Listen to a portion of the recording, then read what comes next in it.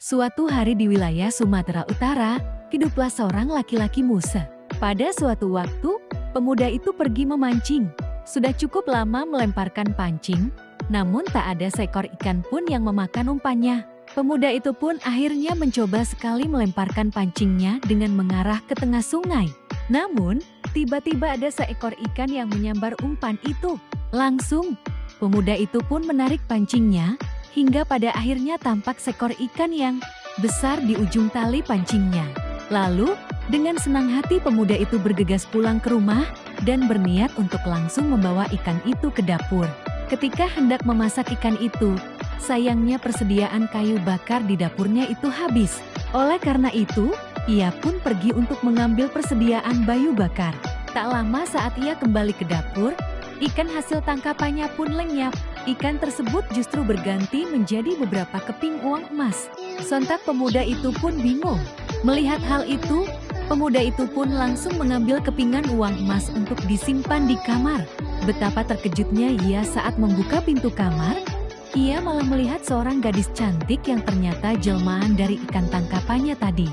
Gadis cantik itu pun meminta ke pemuda itu untuk diperbolehkan tinggal di rumahnya. Singkat cerita, mereka berdua pun jatuh cinta dan hendak menikah. Namun, sebelum menikah gadis jelmaan ikan itu memberi syarat ke sang pemuda bahwa ia harus bersumpah tidak akan pernah mengungkit asal-usulnya itu yang merupakan ikan. Setelah menikah memiliki seorang anak laki-laki. Pada suatu hari, ibu menyuruh anak itu untuk mengantarkan bungkusan makan untuk ayahnya di ladang. Namun, ketika di tengah perjalanan, tiba-tiba anak itu merasa lapar. Lalu, ia pun memakan sebagian isi bekal untuk bapaknya itu. Ketika telah sampai di ladang, sang anak pun segera menyerahkan bungkusan bekal ke ayahnya. Ketika melihat setengah bekal makannya itu telah dimakan, sang ayah pun murka. Lapun murka sambil berkata, "Dasar kau anak keturunan ikan." Secara tak sadar, ia pun melanggar syarat yang diberikan istrinya yang jelmaan ikan itu. Kemudian, anak itu lari pulang dan langsung mengadukan kejadian itu pada ibunya. Sontak, sang ibu pun sedih mendengar cerita itu.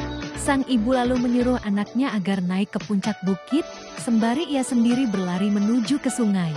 Saat dirinya berada di tepi sungai, cuaca yang tadinya cerah, tiba-tiba berubah menjadi gelap. Langit bergemuruh kencang yang juga disusul oleh petir dan hujan yang dahsyat. Pada saat itulah, sang ibu langsung melompat ke dalam sungai. Kemudian, ia berubah menjadi seekor ikan besar. Dalam sekejap, sungai itu pun meluap yang menyebabkan banjir, sehingga membentuk bendungan air yang besar.